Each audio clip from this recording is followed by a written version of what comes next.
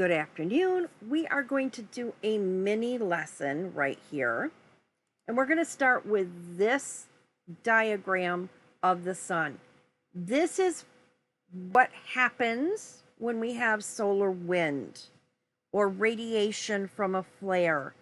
And we can see here how it spirals backwards. It doesn't come straight off the sun and just keep going. It spirals because the earth or the sun is rotating.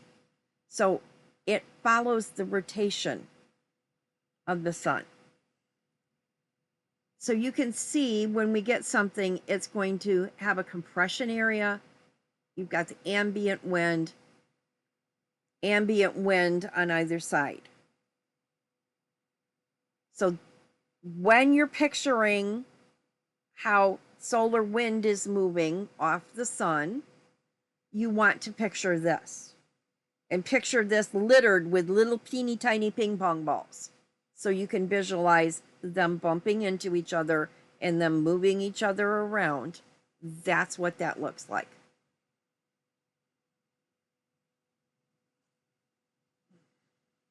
Our next diagram, we're going to talk about,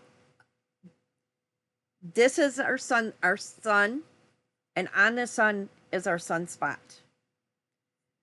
Out of that, we have magnetic loops. And if you'll notice, that loop runs one way. It's like the wiring in a house. It runs one way. Around this particular magnetic field line or magnetic loop, we have all sorts of iron and helium and all the particles that the sun has on its surface. So we have everything from the periodic table looping around this.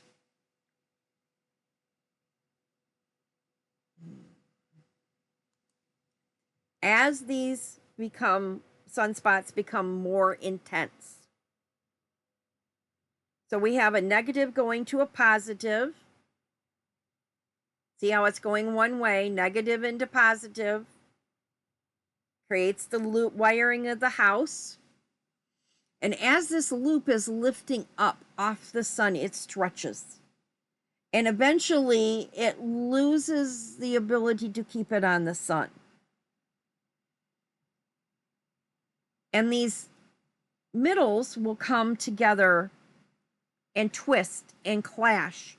And when that does, it breaks off this loop. It releases all those particles. That is called your CME.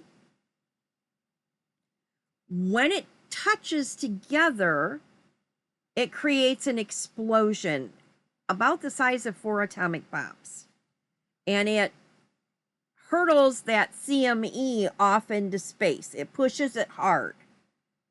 So it's riding a shock wave off the explosion. Then these ends right here will magnetically pull together and reconnect, and that causes an additional flaring explosion, again, about the size of 4 atomic bombs. This is why you oftentimes on large sunspots see multiple flares of light. It's because it's continually breaking and releasing and breaking and releasing, and this is what happens in a long duration flare. You have both CME and flaring. You have radiation and wind, which is your flare, and you have plasma, which is your CME. And you have also proton storm, which hits first, and that moves very, very fast, like the speed of light. So we've had proton storm hit this morning, which is amplifying our solar wind. We have a CME coming, and we have flaring coming. They're all moving at different speeds. They're all going to combine in different ways. This is why forecasts are often wrong, because it's very difficult to figure out what's pushing what and what is moving at what speeds and how it's going to move. So sometimes they're wrong. And when the forecast, we'll get into why they're wrong.